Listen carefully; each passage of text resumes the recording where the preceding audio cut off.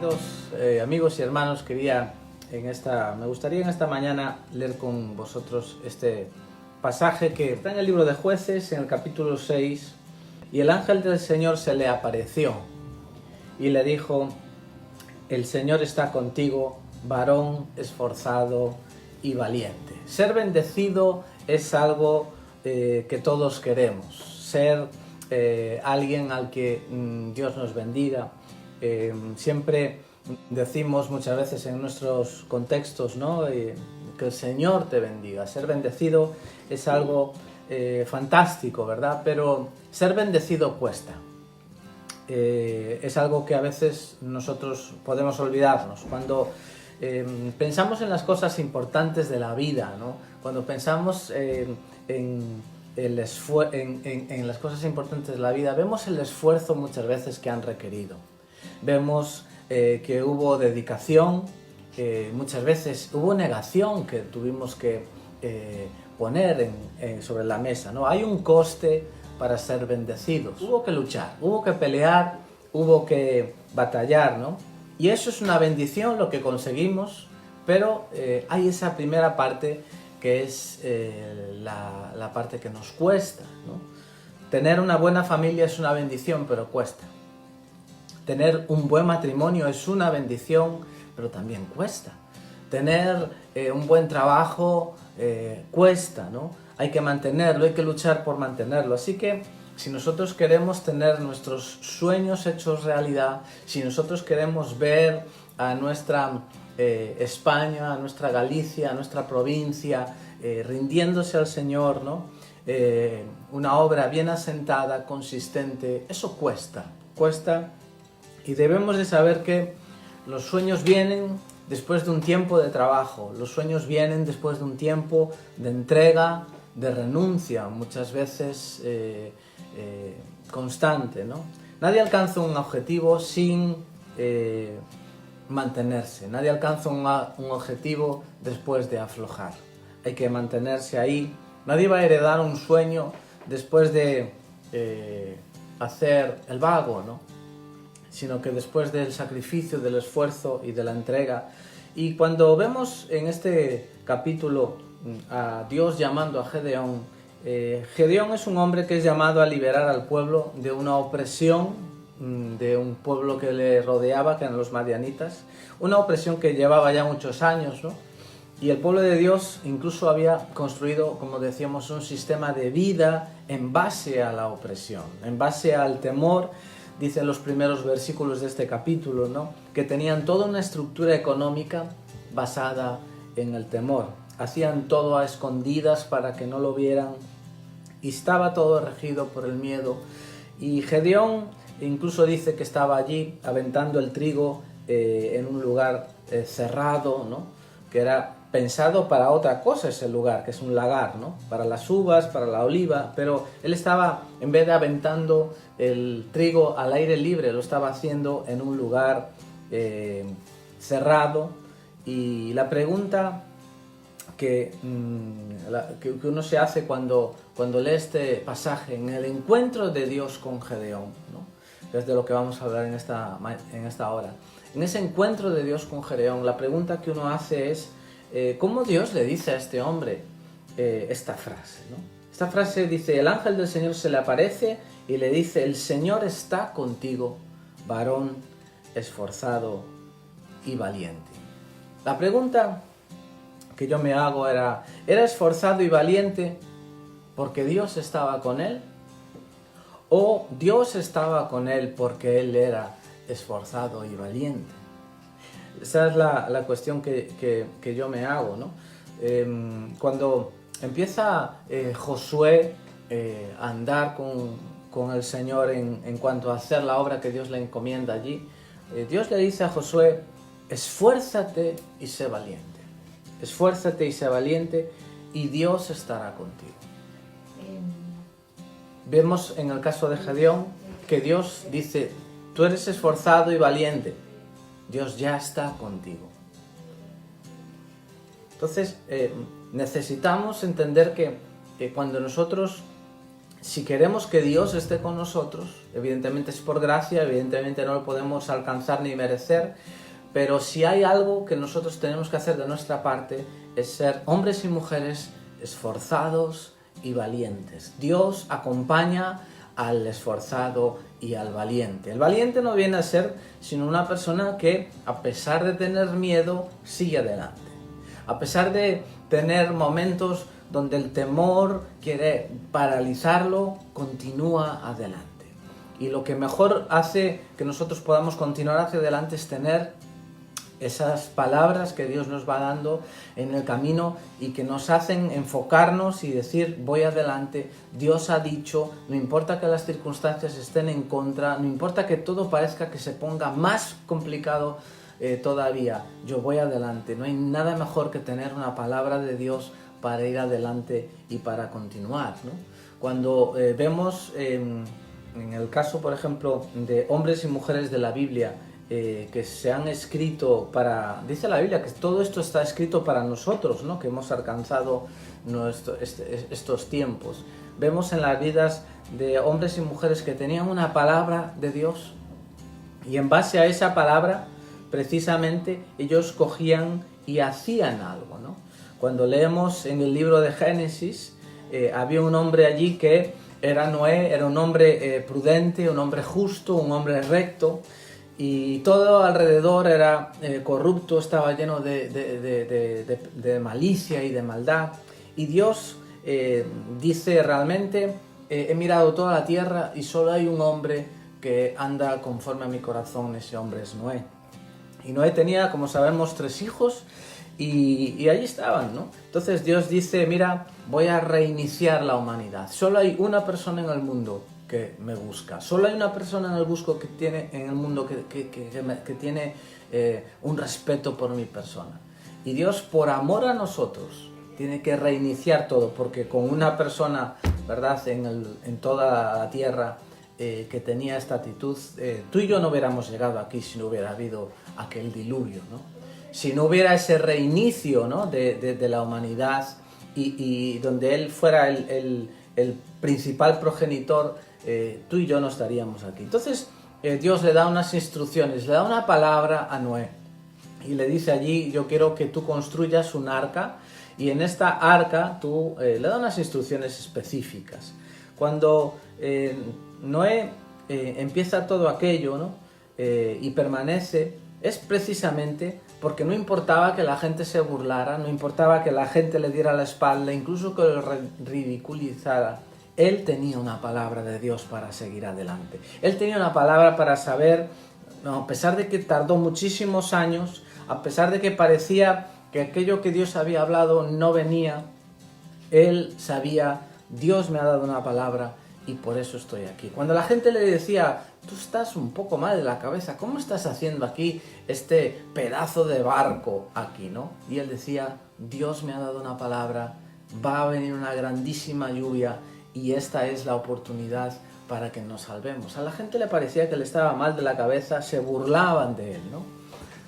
Nosotros, por hacer lo correcto, la gente se va a burlar de nosotros. La gente, por seguir al Dios vivo, la gente muchas veces no nos va a entender, se van a apartar de nosotros, ¿no? Y la promesa de Jesús es, gozaos y alegraos en aquel día, porque hay galardón, hay recompensa para vosotros. Si tú y yo nos mantenemos firmes, a pesar de que la gente se aparte de nosotros por seguir a Dios y por hacer lo correcto, no importa, Dios nos va a recompensar.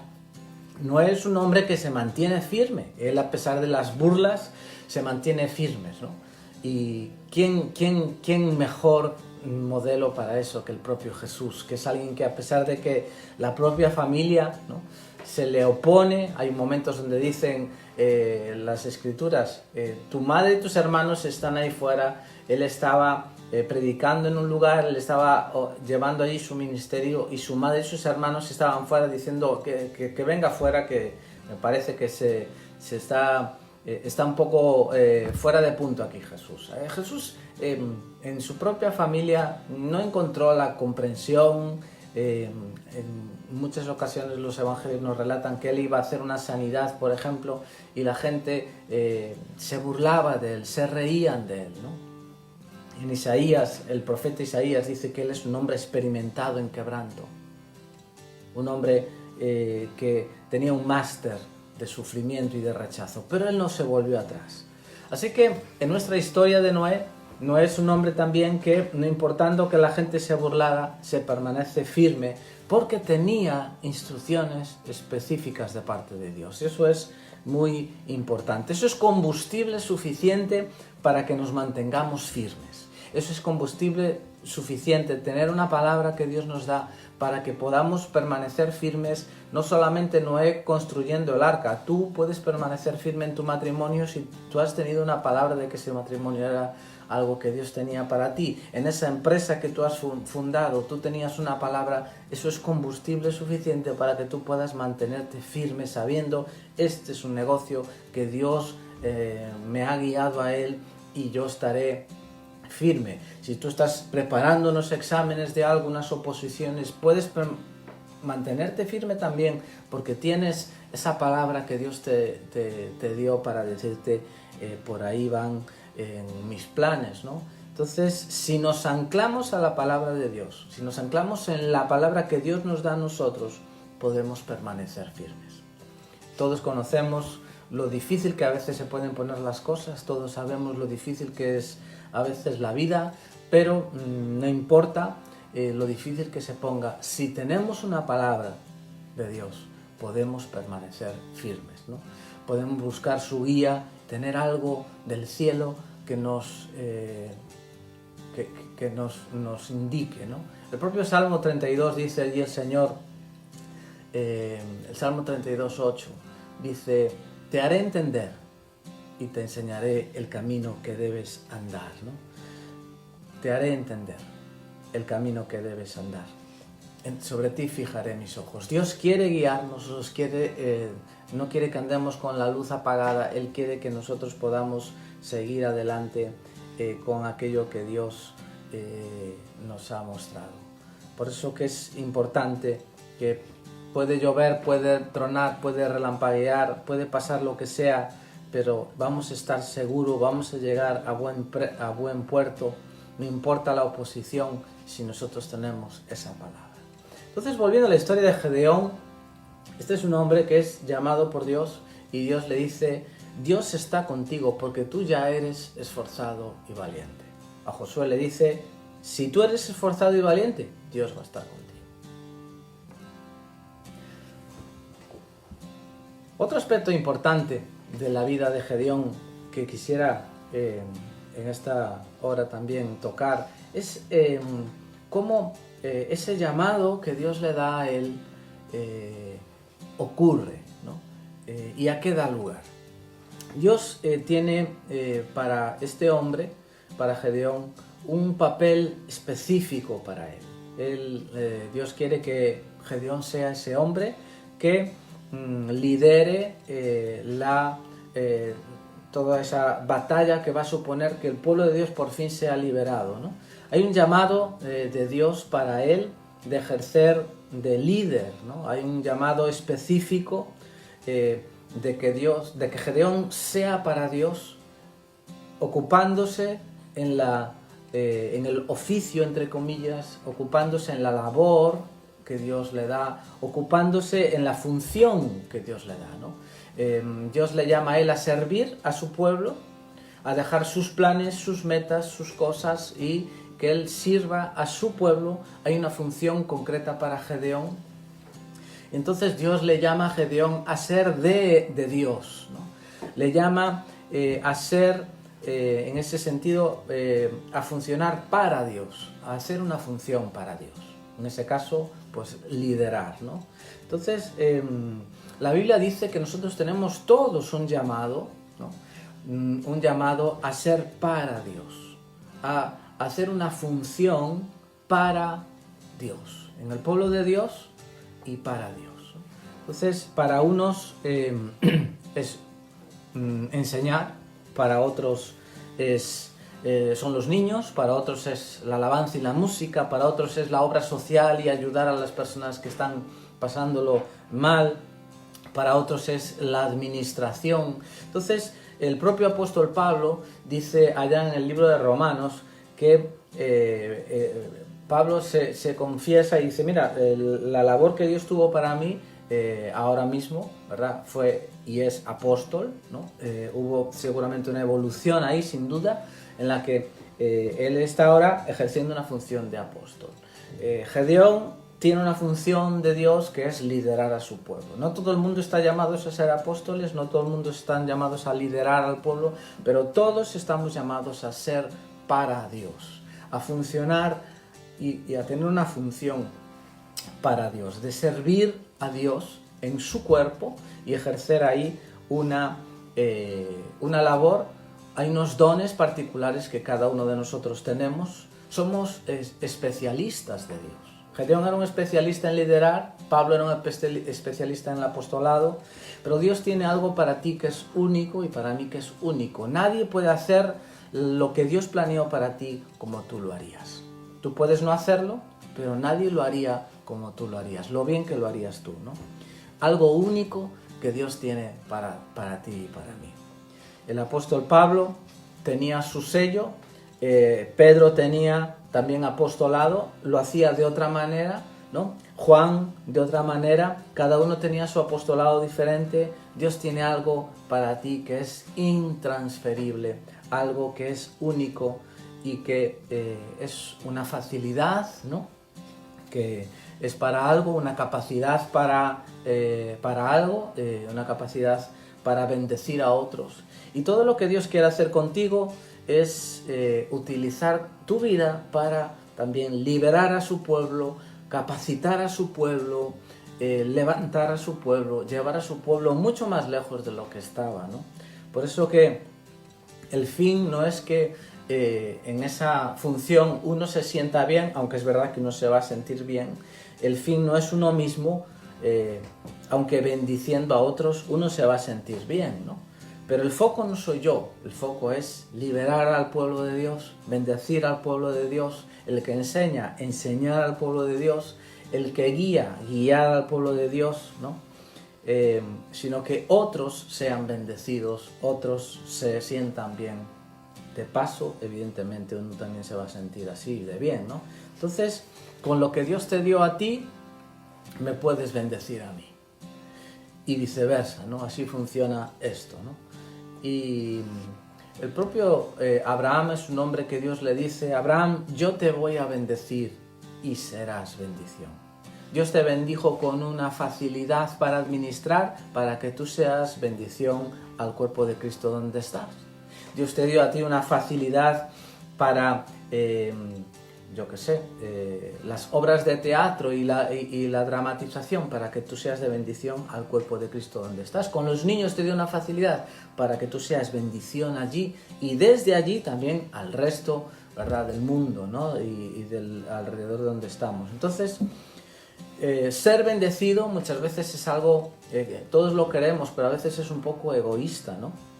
A todos nos gusta ser bendecidos, pero otra cosa es serás bendición.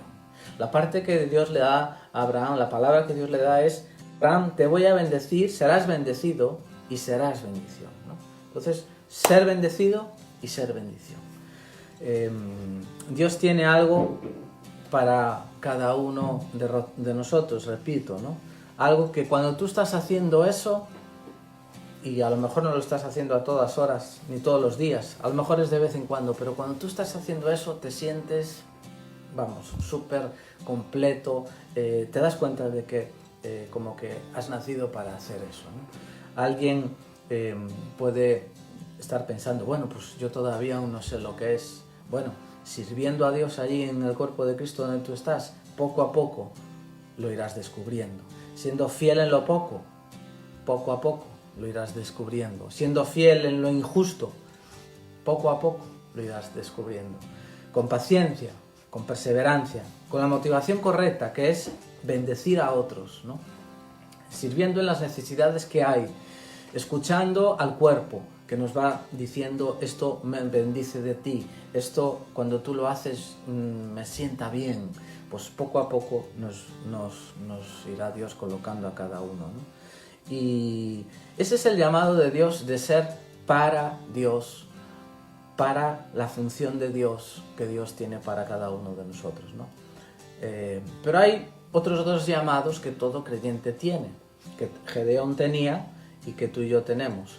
Si nos vamos al libro de Romanos, en el capítulo 1 de Romanos, ¿no? Es un pasaje que estuve leyendo esta semana y en Romanos 1, del 1 al 7, Pablo le dice allí a la iglesia que está en Roma, le habla de los 3 llamados que todo creyente tiene.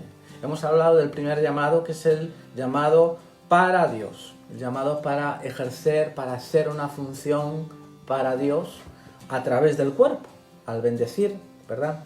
El Nuevo Testamento nos da esa imagen de que Cristo es la cabeza y que tiene un cuerpo, ¿no? Cuando esta mano bendice a esta mano, la cabeza también es bendecida. Cuando esta mano rasca, ¿no?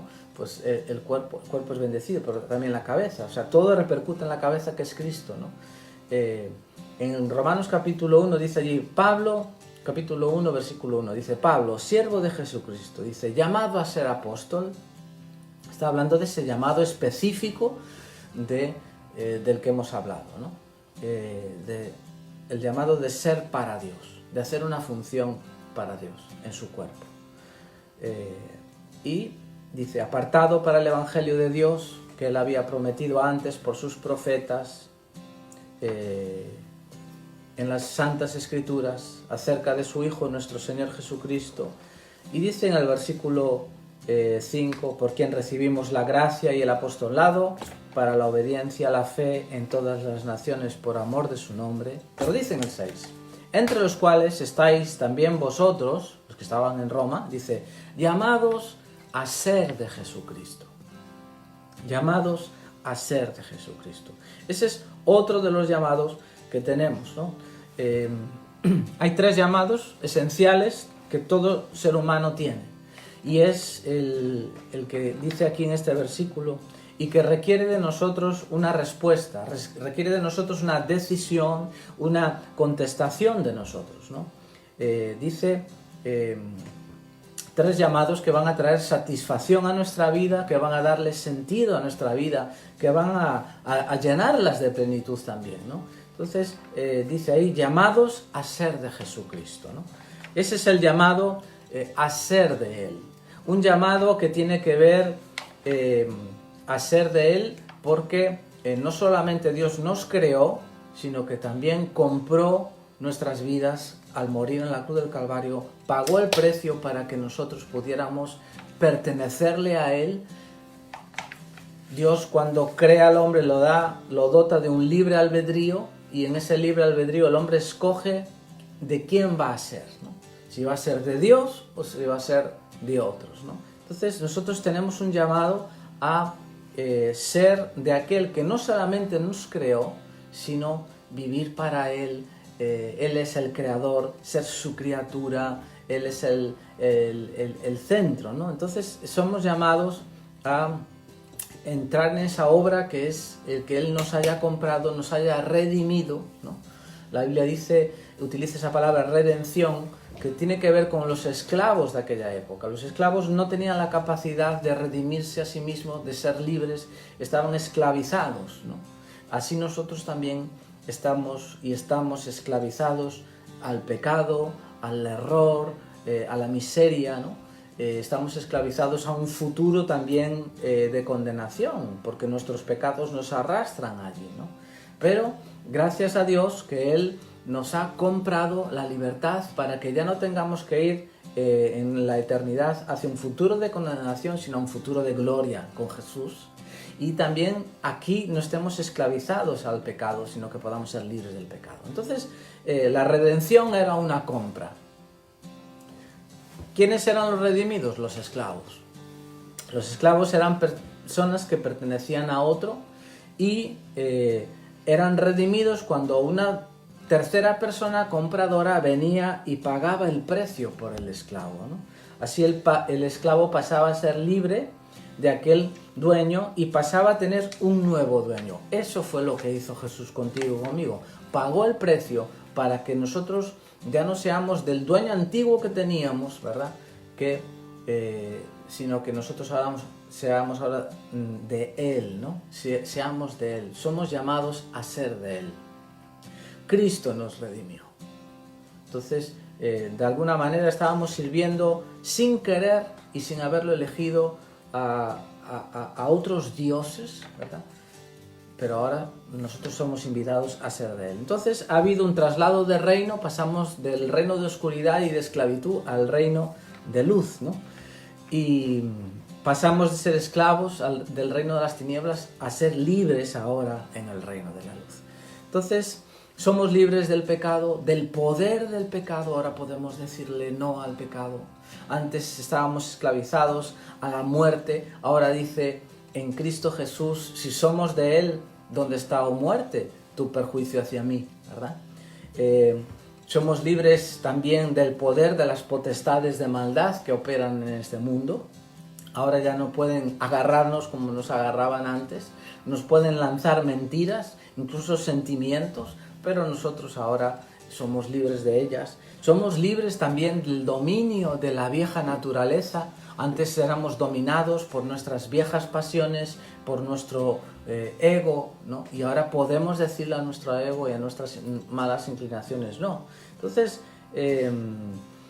fuimos comprados por precio. Dice 1 Corintios 7:23, por precio fuisteis comprados. No os hagáis esclavos de los hombres, no os hagáis esclavos de otras cosas, ¿no? Sino que no hay mayor libertad que aquel que sirve a Dios y sigue a Dios, ¿no? Nosotros podemos disfrutar de esa vida de libertad porque Él nos compró. Entonces somos llamados, todo ser humano está llamado a ser de Jesucristo. Hay una invitación de parte de Dios, Dios está como llamando a la puerta de las vidas, invitándoles a que acepten su deidad, acepten que Él sea su Padre y que nosotros seamos sus hijos. Aceptamos ser de Él. En momentos en los que estamos viviendo de hoy, donde hay tanto miedo, nosotros podemos decir, yo soy de Jesucristo, mis tiempos están en Él, mi vida es suya, yo vivo para Él, puedo estar tranquilo porque soy de Él. No estoy a la merced de las casualidades, no estoy a la merced de lo que ocurra, no, yo soy de Él, Él protege mis tiempos, ¿no? Un hermano en esta semana me enviaba este salmo, el salmo en el que dice allí, Salmo 34, dice, mas yo en ti confío, oh Señor, digo, tú eres mi Dios, en tu mano están mis tiempos. ¿Por qué? Porque yo soy de Dios. Si libremente yo acepto ser de Jesucristo. Entonces, llamados a ser para Dios, a ejercer una función, llamados a ser de Jesucristo, ¿sí? Dice en Colosenses 1:15, hablando de Cristo, que Él es la imagen del Dios invisible. Él es el primogénito de la creación. Dice, en Él fueron creadas todas las cosas, invisibles, visibles, en la tierra, siendo principados. Dice, todo fue creado por medio de Él y para Él. Tú fuiste creado para Jesucristo. Tú fuiste creado para seguir al Dios verdadero. Tú fuiste creado para vivir en luz. Fuiste creado para vivir en libertad. Fuiste creado para disfrutar del Dios que te ama y que tiene buenos planes para ti. Entonces, esto sigue vigente. No ha cambiado. El hombre lo cambia. El hombre procura cambiarlo. Y dice, no, yo voy a vivir, no para Jesucristo, voy a vivir pues para hacer dinero. Yo voy a vivir, ¿no? Para el placer. Cuanto mejor me lo pase, mejor. Y inventamos una serie de cosas, ¿no? Pero no nos pertenecemos, sino que debemos de pertenecer a Él, ¿no? La Biblia dice y nos enseña esto. Entonces, en ese llamado que tenemos de ser de Jesucristo, Dios no obliga a nadie. Dios no obliga a nadie. Dios espera tu respuesta, Dios espera tu decisión, pero Dios lo que hace es invitarte. en ese sentido, ¿no? Entonces, aún no responder es una decisión. Nosotros, cuando no respondemos, también estamos tomando en ese sentido una decisión, ¿no? Dios es un caballero, es muy respetuoso, no te obliga. Si quieres vivir tu vida, tú mismo, pero Jesús dice, el que viva su vida la perderá. Pero el que pierda su vida, entre comillas, para seguirme a mí y se niega a una serie de cosas que le rodean y parezca que está perdiendo su vida para seguirme a mí, ese la va a salvar, ¿no? No hay mayor libertad que obedecer al Dios de la libertad, no la hay. En ese sentido, tenemos el llamado a ser, para Él, ¿no? Decíamos primeramente, ser de Jesucristo y finalmente dice ahí en el versículo 7, a todos los que estáis en Roma, amados de Dios, llamados a ser santos. Es decir, hay un tercer llamado que es el llamado a apartarse de toda la corrupción que nos rodea. Hay un llamado a que nosotros, en ese sentido, seamos como Él es, ¿no? Santo significa apartado del mal. Santo significa dejar el mal que está a nuestro alrededor y elegir ser como Dios, ¿no? Ser no santurrones, sino ser santos, ¿no? Moralmente correctos, ser como Dios, ¿no? Entonces, ese tercer llamado no solamente a ejercer una función para Dios, a ser de Dios, sino a ser como Dios, a ser como Jesús. Y en ese sentido, ¿no? Ser como Dios nos enseña la palabra de Dios que Dios espera de nosotros. Dice, sed pues perfectos como vuestro Padre Celestial es perfecto. Hay unos principios, hay unas reglas, digamos, que nos enseñan a ir por otra corriente y no como la del mundo, ¿no? Jesús dijo, vosotros no sois del mundo, no sois de la filosofía anti-Dios que opera en el mundo, aunque estáis en el mundo, aunque estáis viviendo aquí. Seguís relacionándoos con la gente, seguís en la calle, seguís en la comunidad, seguís en donde estáis, no sois extraterrestres y si vivís de una manera diferente, el mundo va a entender que hay otra manera diferente también de vivir, ¿no? Y en ese pensamiento quiero ya ir acabando y invitándote, si ya has hecho a Jesús el Señor de tu vida, invitándote a que tú le digas a Él, yo quiero ser de Jesucristo. Ahí empieza el llamado. Hay tres llamados, hay tres invitaciones de Dios hacia ti y hacia mí. Y la primera empieza a que tú seas de Él. A que tú le digas, te comprometas un día, le digas, Señor, tú me invitas a mí a ser tuyo. Y yo el día de hoy, con fecha concreta, te digo, a partir de hoy yo voy a ser para ti. A partir de hoy yo acepto que tú seas mi Dios. Acepto que seas mi Padre. Acepto tus reglas y tus principios. Te voy a seguir a ti. Eso es tan fácil como decirle en una oración, Señor Jesús, el día de hoy, yo quiero aceptar que tú seas mi Dios, mi Padre Celestial. Aceptar que tú borres, como dice la Biblia, todos mis pecados. Y en el día que me muera, presentarme allí delante de ti y vivir contigo ya para siempre. Acepto, Señor, también dejar atrás todos los caminos que no son conformes a ti, en el nombre de Jesús. Amén. Si tú has hecho esa oración con sinceridad, te felicito. Esa es la mayor decisión, la mejor decisión que un ser humano puede tomar en la tierra. Estaremos aquí domingo tras domingo, mientras no haya posibilidades de reunirnos físicamente, siguiendo con este tremendo camino que es el de seguir a Dios. Muchas bendiciones.